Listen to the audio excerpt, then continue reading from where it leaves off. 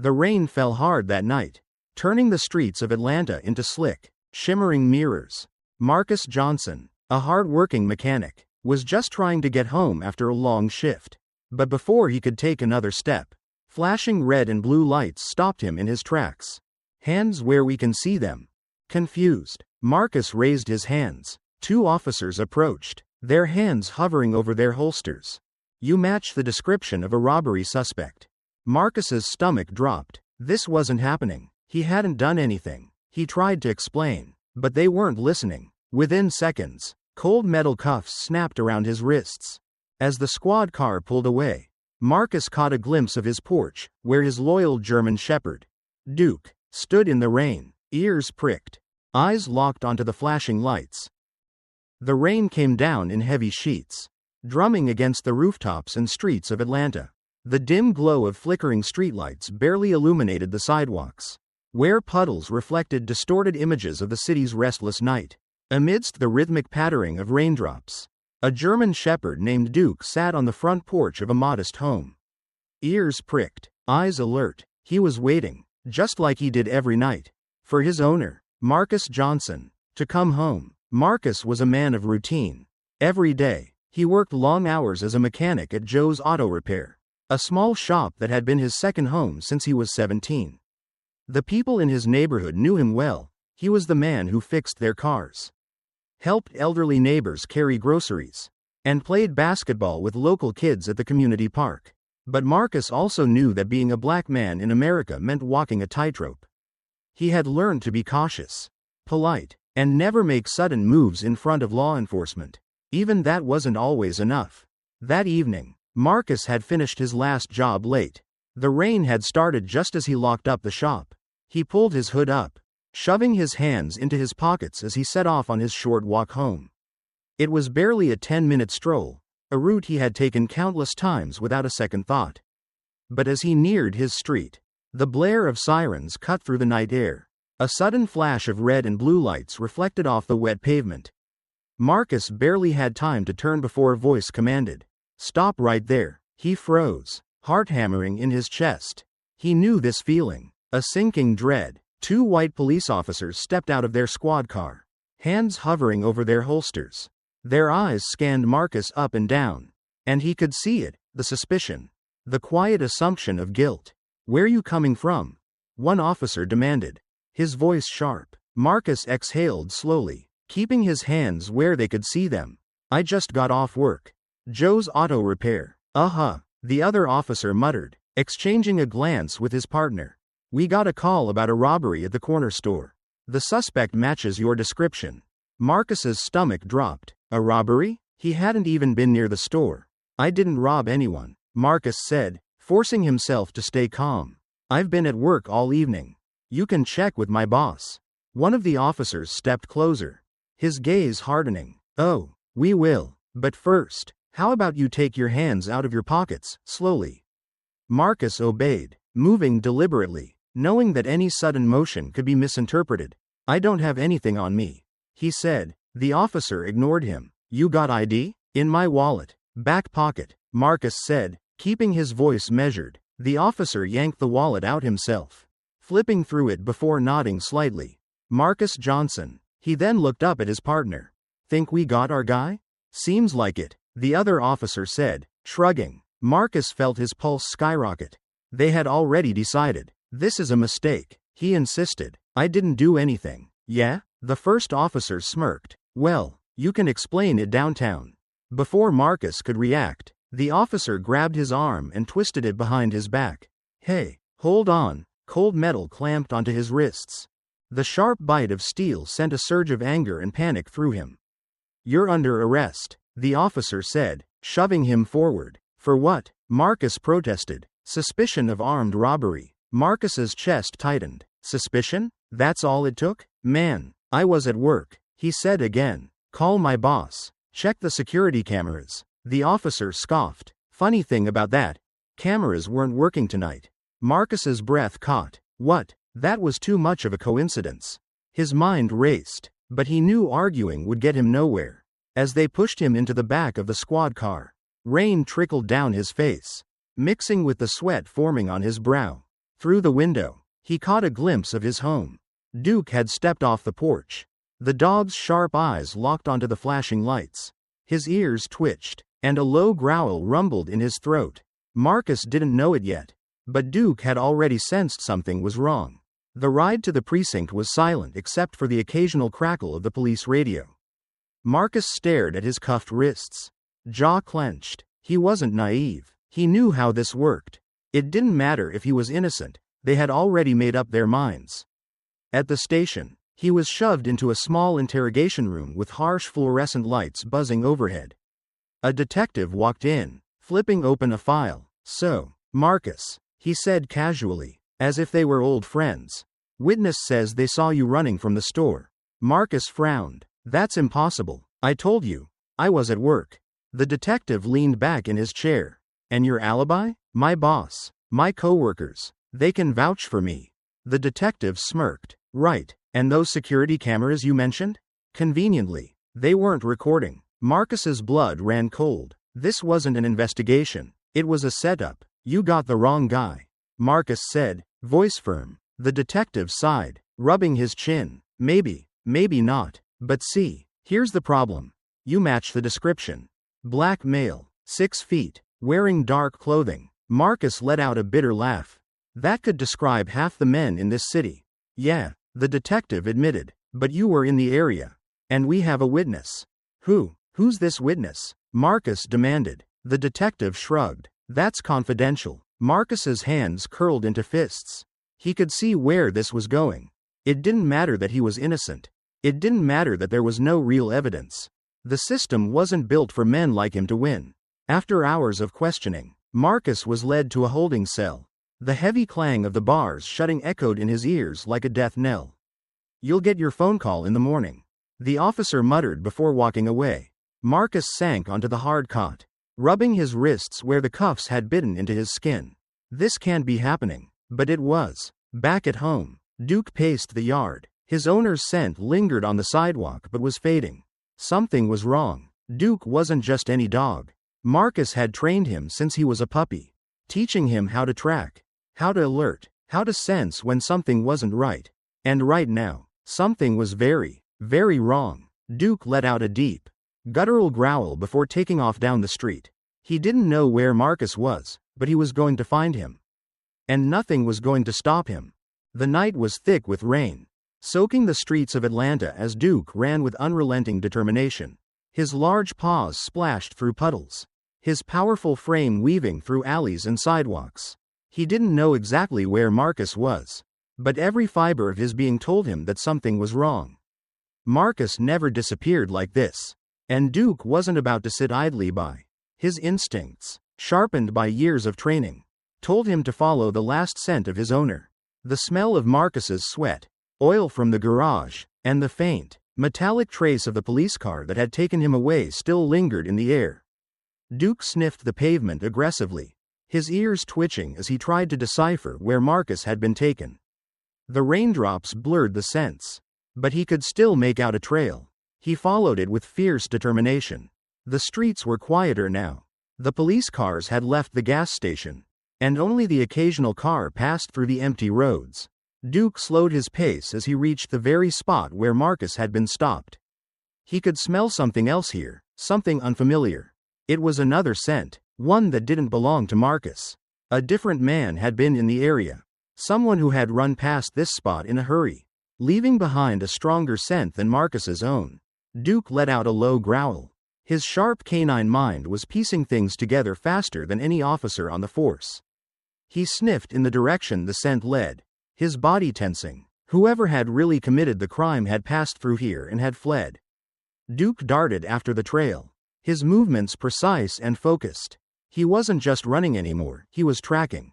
Meanwhile, in the cold confines of the police station, Marcus sat on the cot in his holding cell, staring at the ceiling. He had seen men like him go through this before, some who never made it out, some who accepted their fate, some who fought back and lost everything.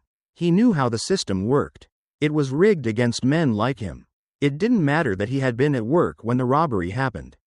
It didn't matter that he had an alibi. The police weren't interested in clearing his name. They had found a suspect who fit the description: black, male, wearing dark clothes, and that was enough for them. It was enough for the justice system to swallow him whole. The sound of footsteps echoed through the hallway. And moments later, the detective from earlier stepped into the cell block. He had that same smug look on his face. The one Marcus had seen before, the look of a man who thought he had already won. He pulled up a chair outside the bars, flipping through a file. "Well, Marcus," he said casually, as if they were old friends. "Had time to think?" Marcus leaned forward, his hands resting on his knees. "I don't need to think. I'm innocent." The detective smirked, tapping his pen against the file. "See, that's the thing. Innocent people usually have alibis that check out. But your boss said the security cameras weren't working tonight. And we got a witness who says they saw you running from the store." Marcus's jaw tightened. "Then bring them in. Let me see them." The detective shook his head, pretending to be sympathetic. "That's not how it works, Marcus. We protect our witnesses." Marcus scoffed, shaking his head. "You protect them, or you don't have one?" The detective ignored him. "Look, we can do this the easy way or the hard way. If you cooperate, we can work something out." Marcus narrowed his eyes. "What do you mean by work something out?" The detective leaned in slightly. "Plead guilty to attempted robbery. You'll get a reduced sentence. Could be out in 18 months with good behavior." Marcus let out a bitter laugh. "You think I'm gonna confess to something I didn't do?" The detective sighed, rubbing his chin. "Suit yourself. But let me tell you something. Juries don't like guys who fight the system. And trust me, when they see a black man on trial for robbery, they don't need much convincing." Marcus's blood ran cold. He knew that was true. He had seen it before. And now, he was living it. But while Marcus sat in that cold cell, Duke was on a mission. The German Shepherd had followed the unfamiliar scent deep into an alley behind an abandoned building. He slowed down, sniffing carefully. Something was here. He could smell the remnants of fear, sweat, and adrenaline. The scent of someone who had been in a hurry. Someone who had been running. Duke's nose led him to a pile of trash near a dumpster, where something dark was hidden beneath soaked newspapers and discarded food wrappers. He sniffed again, then used his powerful jaw to tug at the object. A black hoodie emerged from the pile. The scent was stronger now. This was what the real suspect had worn. Next to it, half buried in the garbage, was something even more dangerous. A gun. Duke's ears flattened as he let out a deep growl. He recognized the scent of gunpowder. This was a weapon, and something in his instincts told him it was important. Duke didn't hesitate. He grabbed the hoodie in his mouth, then carefully picked up the gun, his powerful teeth gripping the cold metal without setting it off. He had been trained to carry objects carefully when needed, and right now, he knew this was his most important task. With the hoodie and gun in his mouth, he took off, running with a singular purpose. At the police station, officers stood outside under the awning, talking about the case in hushed voices. They didn't see Duke until he was right in front of them. His fur soaked, his eyes blazing with urgency. One officer flinched as Duke dropped the gun and hoodie at his feet, letting out a loud, commanding bark. "What the hell?" one officer muttered, stepping back. Another officer crouched, frowning. "Is that a gun?" The first officer bent down, examining the hoodie. His eyes widened. "There's blood on this." More officers gathered, their curiosity piqued. One of them noticed Duke's collar and read the tag. "This is Marcus Johnson's dog." The name sparked recognition in their minds. Marcus Johnson, the man they had just arrested. The officers quickly bagged the evidence, calling in the detective handling Marcus's case. Within minutes, the items were being sent to forensics. The officers exchanged glances, realizing the implications. If this hoodie and gun belonged to someone else, then Marcus Johnson had been arrested for a crime he didn't commit. Meanwhile, Duke sat on the wet pavement outside the police station, his intelligent eyes never leaving the officers. He had done what he was trained to do. He had found the truth. Now it was up to them to fix their mistake. Inside the precinct, Marcus sat with his head in his hands when the cell door suddenly opened. An officer gestured for him to follow. "Come with us," he said. Marcus hesitated. "Why?" The officer smirked. "Your dog just found something that might change your life." Marcus's heart pounded. "Duke, Duke had done something. As they led him down the hallway toward the detective's office, Marcus had no idea what to expect. But deep down, for the first time since the nightmare began, he felt something he hadn't felt in hours. The cold, dimly lit interrogation room felt suffocating as Marcus sat with his hands still trembling from hours of uncertainty. The fluorescent light above buzzed faintly, casting shadows that made the room feel even smaller. His heart pounded as the detective re-entered, holding a file in one hand and rubbing his forehead with the other. Something had changed. The arrogance that had been plastered on his face earlier was gone, replaced by something more uncertain.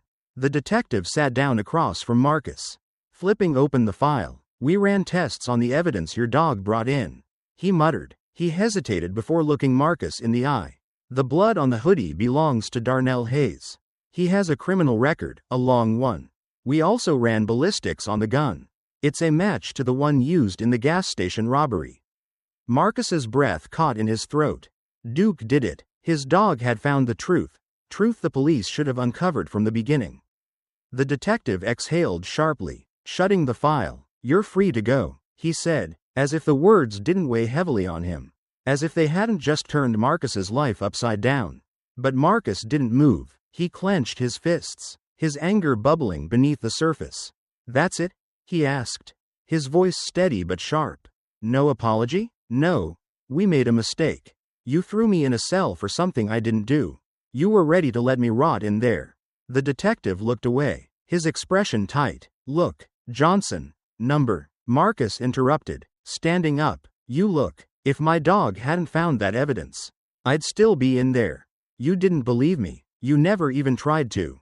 You just saw a black man and decided I was guilty." Silence filled the room. Marcus shook his head. "I'm done talking to you."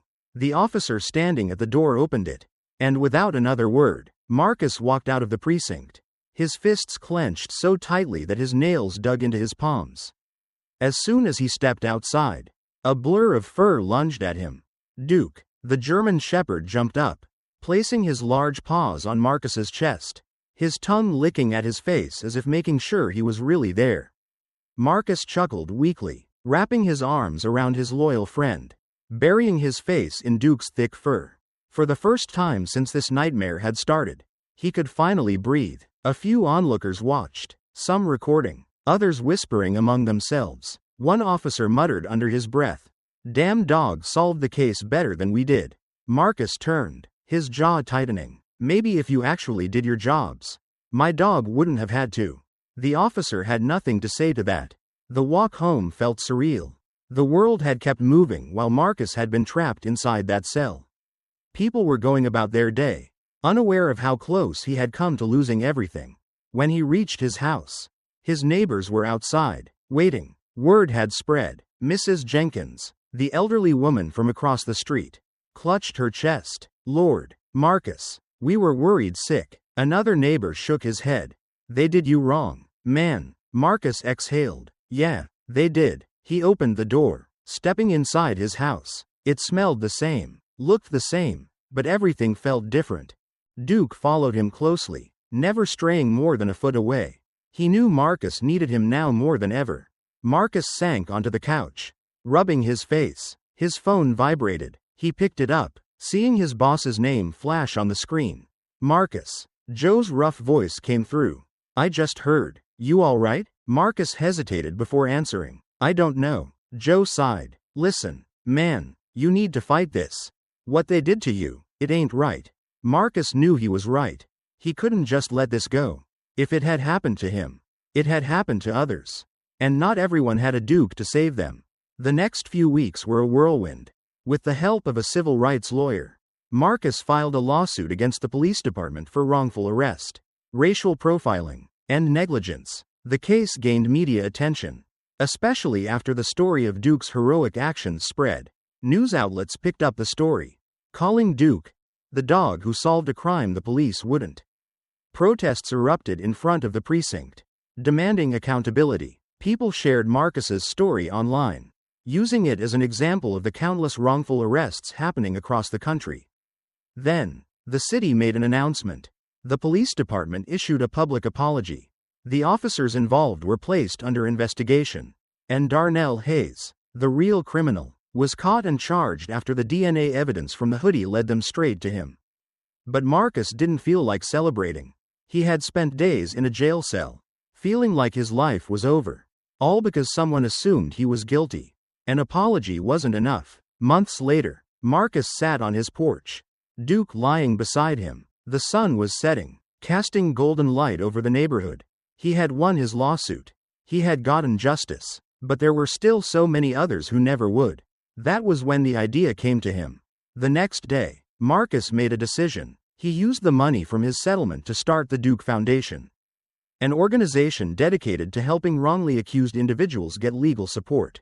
The goal was simple: to make sure what happened to him wouldn't happen to someone else. At every press event, every fundraiser, Duke was there, sitting proudly beside Marcus. People traveled from all over to meet the dog who had saved his owner's life. Letters poured in from families thanking Marcus for using his experience to fight for justice. And through it all, Duke never left his side. One night, Marcus sat on his couch, scratching Duke behind the ears. He smiled softly. "You know, boy, you didn't just save me," he murmured. "You saved a lot of people."